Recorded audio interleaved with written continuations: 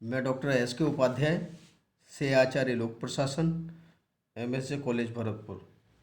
आज हम BA third year के फर्स्ट प्रश्न पत्र तुलनात्मक प्रशासनिक व्यवस्थाएं विषय के टॉपिक ब्रिटेन की प्रशासनिक व्यवस्था के अंतर्गत हम ब्रिटिश मंत्रिमंडलीय सचिवालय अथवा ब्रिटेन के मंत्रिमंडल सचिवालय का अध्ययन करेंगे।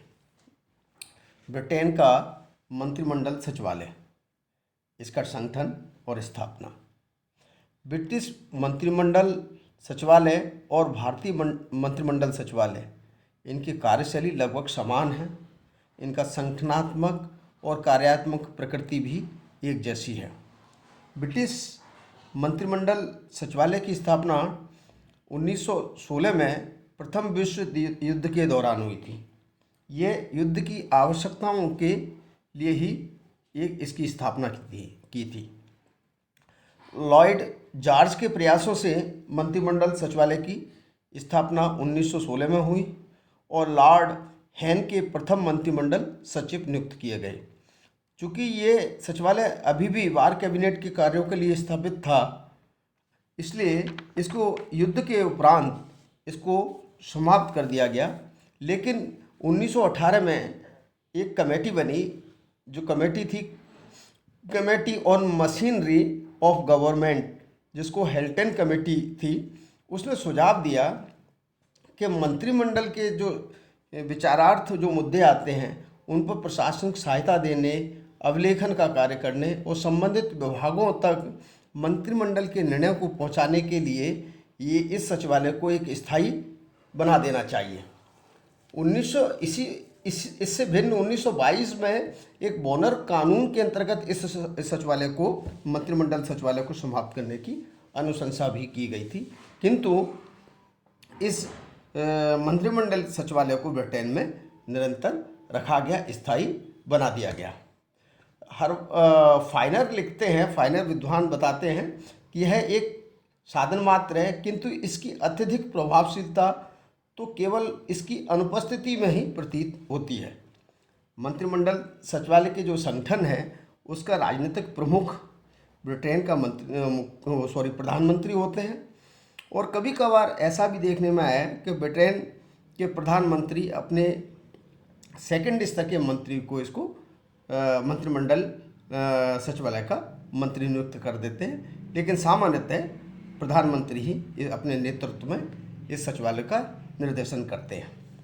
प्रशासनिक स्तर पर मंत्रिमंडल सचिवालय के कार्यों को निर्देशित, नियंत्रित और समन्वित करने के लिए मंत्रिमंडल सचिव होता है। और मंत्रिमंडल सचिव की भूमिका केवल सचिवालय तक सीमित नहीं होती है, बल्कि अन्य प्रशासनिक विभागों के मध्य समन्वय या सामंजस्य स्थापित करने का कार्य भी मंत्रिमंडल सचिव करता है।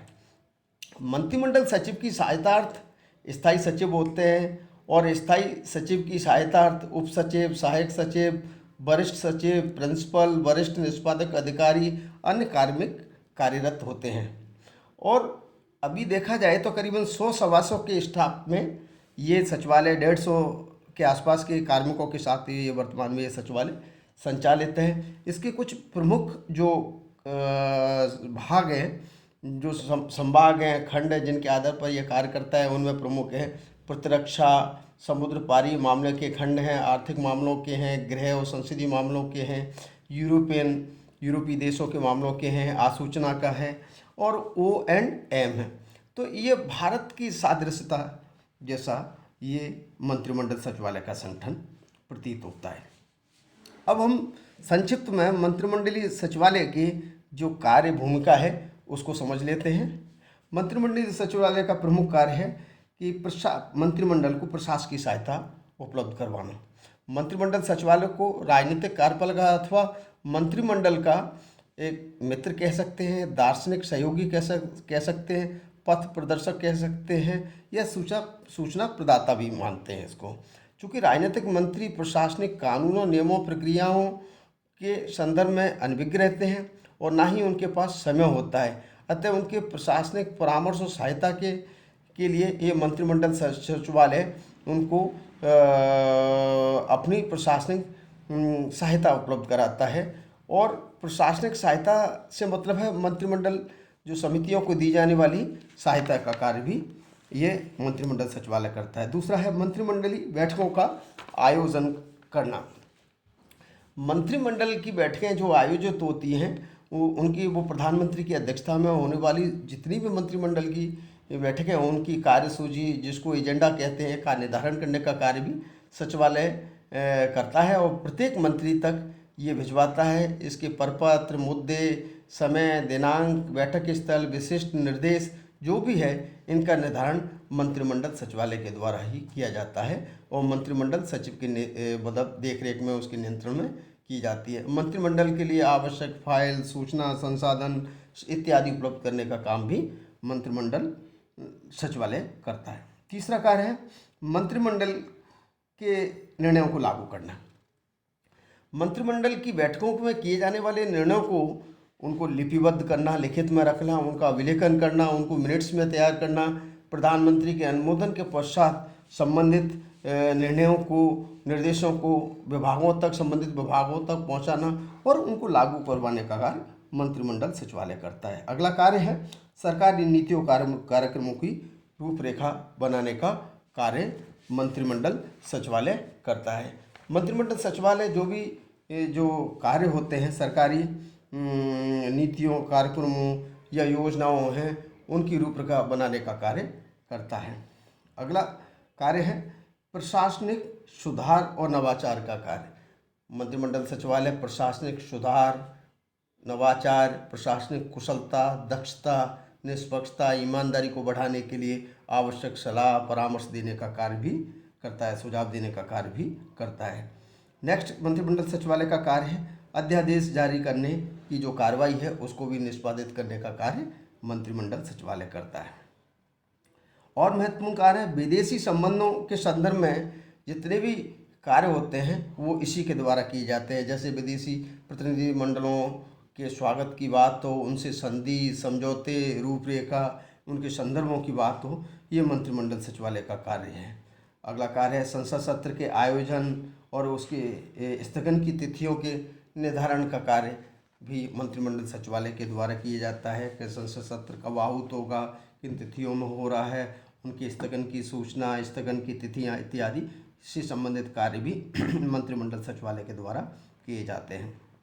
अगला जो मंत्रिमंडल सचिवालय का कार्य है प्रधानमंत्री और सम्राट के बीच जो औपचारिक बैठकें होती है उन बैठकों को आयोजित करने का कार्य किया जाता है। उन बैठकों के आवश्यक प्रशासनिक कार्रवाई होती है वो की जाती हैं। उपरोक्त दोनों उच्चाधिकारी प्रधानमंत्री और सम्राट को एक प्रशासनिक सहायता की आवश्यकता होती है वो प्रदान करने का कार्य भी मंत्रिमंडल सचिवालय के द्वारा किया जाता है। राष्ट्रीय सम्मान, अगला कार्य है राष्ट्रीय सम्मान, क्षमादान, जांच आयोगों की स्थापना से संबंधित कार्य के भी इसी के द्वारा किया जाता है। ब्रिटेन के राष्ट्रीय सम्मान, क्षमादान के मामले या जांच आयोगों का गठन या अन्य ऐसे महत्वपूर्ण मामले जो मंत्रिमंडल सचिवालय के द्वारा निष्पादित किए जाते हैं। और अंतिम कार्य है मंत्रिमंडलीय समितियों से संबंधित जितने भी कार्य हैं उनके कार्य, उनकी रिपोर्ट, उनके प्रकाशन, आवश्यक कार्रवाई की सूचना संबंधित संदर्भों में विभागों को देने का कार्य भी मंत्रिमंडल सचिवालय करता है। ब्रिटिश जो मंत्रिमंडल का मुख्य कार्य मंत्रिमंडल की जो प्रशासनिक परामर्शदाता और प्रधानमंत्री के सहयोगी के रूप में होता है, लेकिन ये सचिवालय सभी विभागों से संबंधित निर्णयों से संबद्ध रहता है, उनको एक समन्वित करने की कोशिश करता है। यह एक केंद्रीय पूल की स्थिति में कार्य करता है और कई बार गंभीरता के जो गंभीर प्रश्न होते हैं, समस्याएं होती हैं, उनके निराकरण में आवश्यक प्रशासनिक सहायता करता है और मंत्रिमंडल सचिवालय और अन्य अभिकरणों के मध्य, राष्ट्रीय स्तर के अभिकरणों के मध्य समन्वय स्थापित करने का कार्य करता है। इस प्रकार के जो ब्रिटेन का जो मंत्रिमंडल सचिवालय है एक महत्वपूर्ण प्रशासनिक उच्च स्तरीय संस्था है जो संसदीय शासन प्रणाली में ब्रिटेन में और भारत में एक जैसी सादृश्यता प्रतीत होती है। धन्यवाद।